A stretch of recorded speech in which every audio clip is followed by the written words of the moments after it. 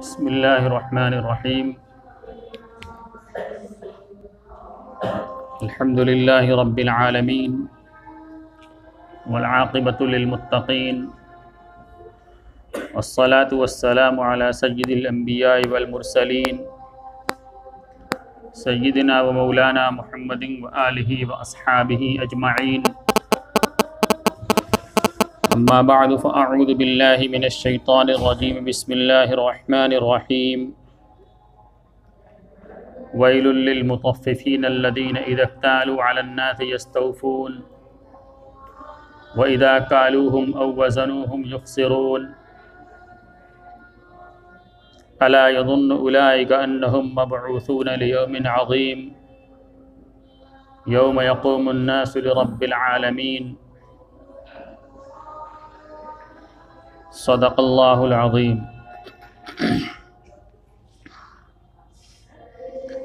मुहतरम भाइयों, दोस्तों, बुज़ुर्गों, गुज़श्ता जुमा में मैंने ख़ुतबे के बाद आप हज़रात के सामने एक आयत और दो हदीसें पढ़ी थी। पहली हदीस थी अत्ताजिरुस सदूक़ुल अमीन मअन नबिय्यीन वस्सिद्दीक़ीन वश्शुहदा, और दूसरी हदीस पढ़ी थी अत्तुज्जारु युहशरून यौमल क़ियामति फुज्जारा इल्ला मन इत्तक़ा व बर्रा व सदक़ा। इन दोनों अहादीस के अंदर जो मज़मून बयान किया गया था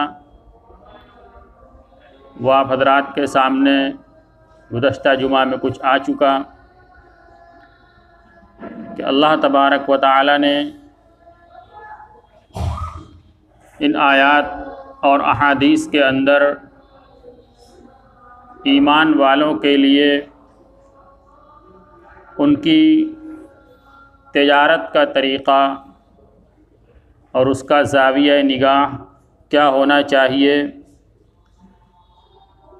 उसको इसमें बयान फरमाया है। चुनांचे अहादीस के अंदर जो आप हज़रात के सामने पढ़ी गई उसमें दो तरह का मज़मून था। एक तो अमानतदार और सच्चे ताजिर के लिए अल्लाह तबारक व तआला के यहाँ ज़बरदस्त मकाम है। उसका हश्र सिद्दीक़ीन, शुहदा और अंबिया के साथ बयान किया गया। और दूसरी हदीस के अंदर ताजिरों के बारे में बयान किया गया कि ताजिरों को क़यामत के दिन फ़ाजिर बनाकर उठाया जाएगा और फ़ाजिर लोगों के साथ उनका मुआमला किया जाएगा। कौन से ताजिर फ़ाजिर बनेंगे और किस ताजिर का हश्र अंबिया, सिद्दीक़ीन, शुहदा के साथ होगा, वो हदीस के मज़मून से वाज़ेह है कि अगर तिजारत के अंदर दो सिफ़त है, सदाक़त और अमानतदारी, फरमाया कि उसका हश्र अंबिया, सिद्दीक़ीन और शुहदा के साथ है। ये सदाक़त और अमानतदारी ये तिजारत में कैसे आएगी और इसका बरतना कितना मुश्किल और कितना आसान है, जिसके ऊपर अल्लाह तबारक जनाब रसूलुल्लाह सल्लल्लाहु अलैहि वसल्लम ने ऐसा ज़बरदस्त वादा फ़रमाया है अंबिया, सिद्दीक़ीन और शुहदा के साथ हश्र होने का। फरमाया मकाम इतना बुलंद दिया गया तो ज़ाहिर सी बात है कि ये वादी और ये गुज़रगाह और ये मुआमलात उतने आसान नहीं होंगे कि उसमें आसानी के साथ इसको बरता जा सके, अमानतदारी को बरता जा सके और सच्चाई का दामन मजबूती से थामा जा सके। ये इतना आसान नहीं होगा।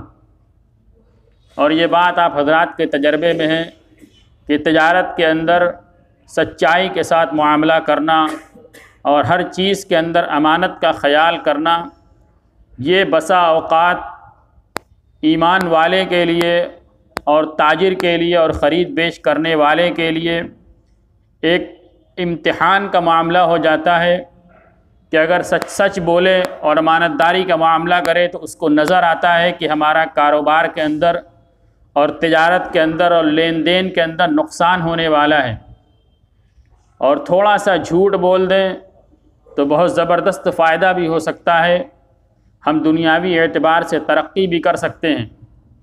ये चूँकि हर कदम पर उसको ये मामला पेश आता है और हर कदम पर उसको अपने नफ्स को कुचलना पड़ता है और अपनी तमन्नाओं का खून करना पड़ता है, अपनी आरजुओं के ख़िलाफ़ उसको चलना पड़ता है।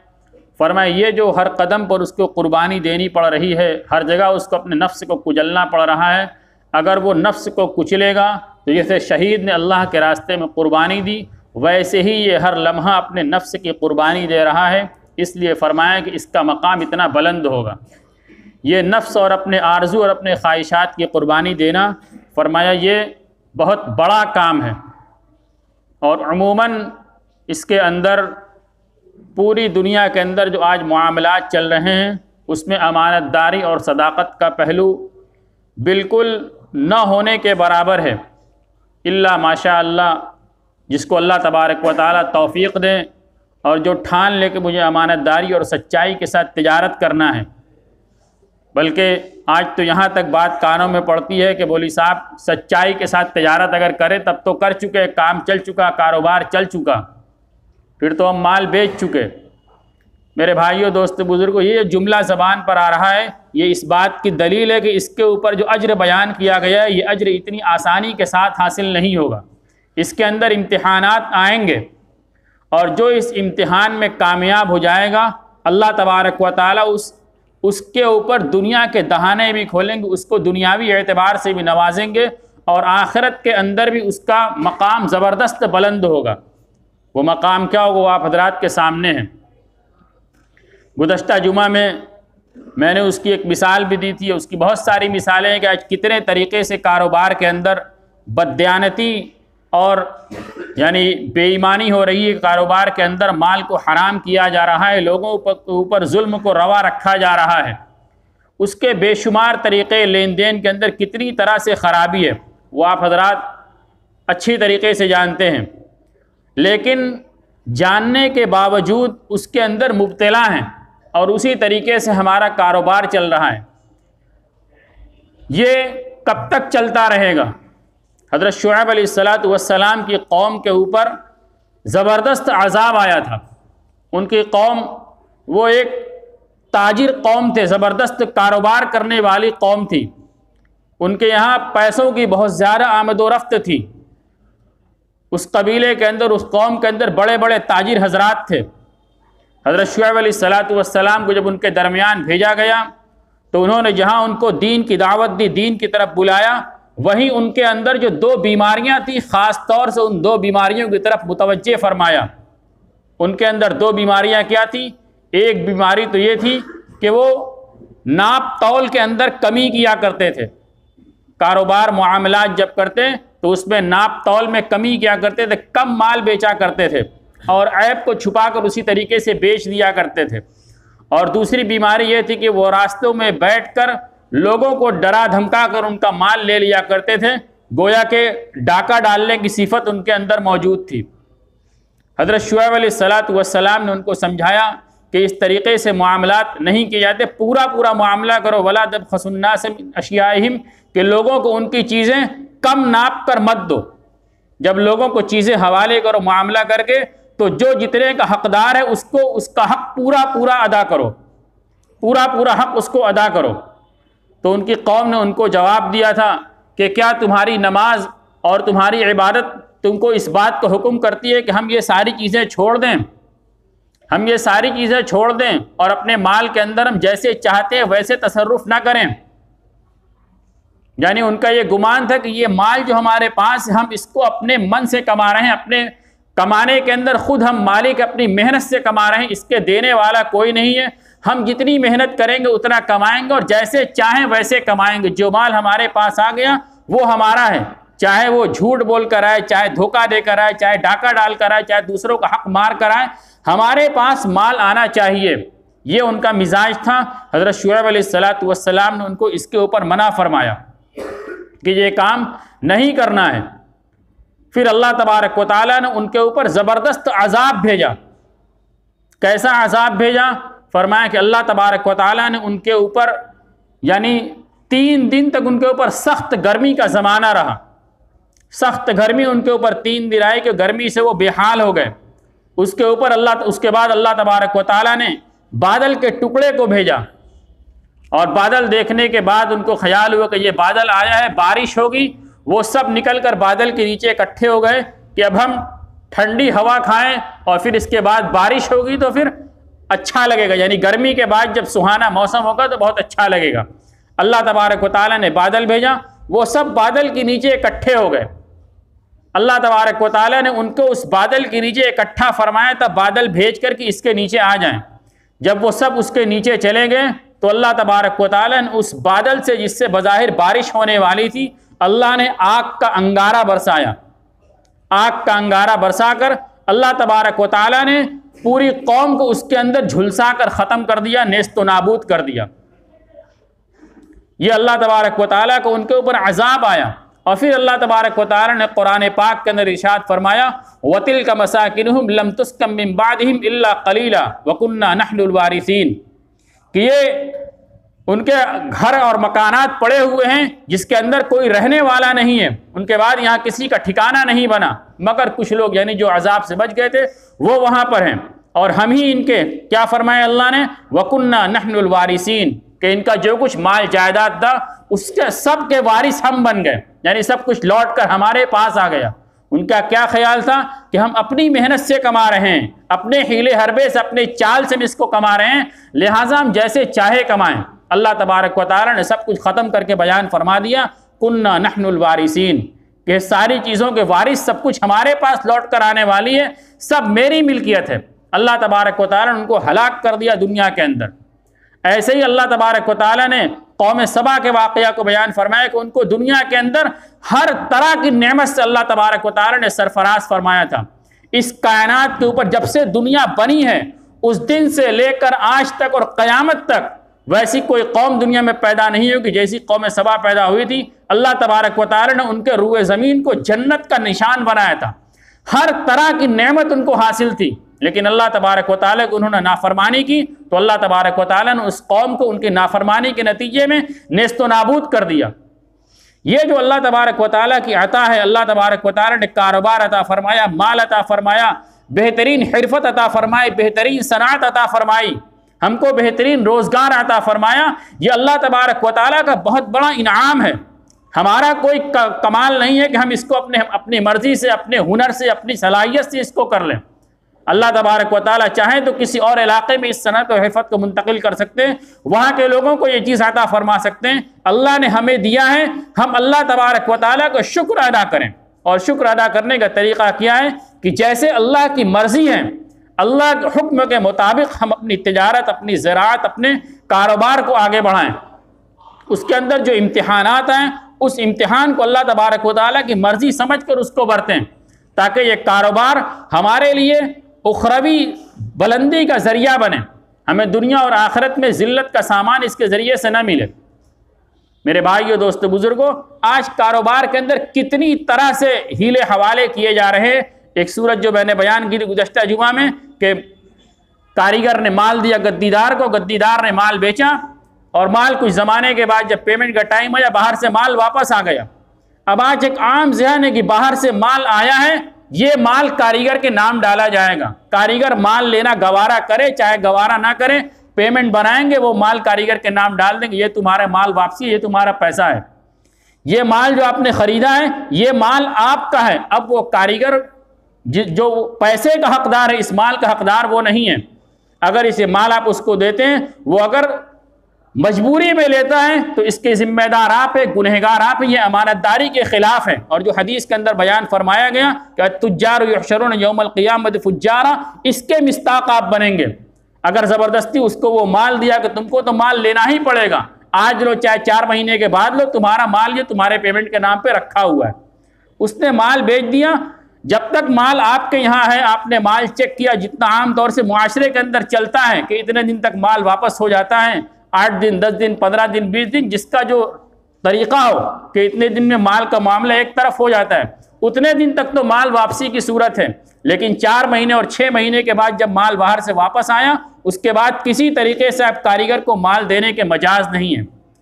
इसके अलावा और भी मुख्तलिफ तरीके से कारोबार में जो है तो जुल्म किया जा रहा है। ऐसा नहीं है कि जुल्म सिर्फ कारीगर सिर्फ गद्दीदार की तरफ से है, जुल्म दूसरे पहलू की तरफ से, जो माल बेचने वाले हैं उनकी तरफ से बेईमानी होती है कि आपने किसी तरीके के बनाने का आर्डर दिया कि मुझको ऐसा माल चाहिए, इतने मीटर का चाहिए, इस क्वालिटी का चाहिए, ऐसा धागा चाहिए, उसके अंदर धांधली की जाती है, कभी बाने के अंदर चोरी की, कभी डिज़ाइन के अंदर कुछ फ़र्क कर दिया। आपने जैसा माल बनाने का आर्डर दिया है वैसा माल लेने के आप हकदार हैं। अगर उसने आपके आर्डर के मुताबिक माल नहीं बनाया, इस वक्त गद्दीदार को पूरा इख्तियार हासिल है कि वो चाहे तो पूरे माल को वापस कर सकता है, माल को ना खरीदे।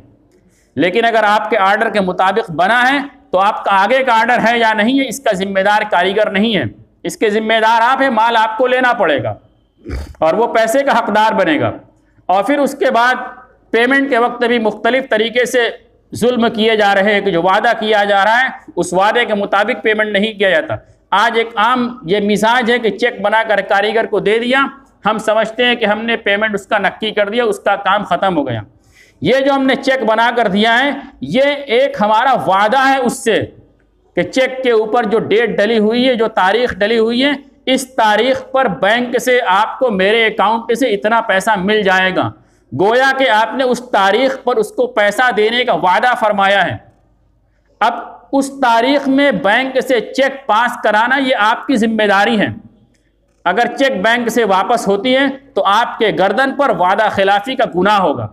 लेकिन आज हमारे ख्याल में ये कोई बात ही नहीं, चेक वापस हो गई, हम समझते हैं कि ये मामूल की बात है, हफ्ता 10 दिन, 15 दिन, 20 दिन जब होगा पैसा दे देंगे।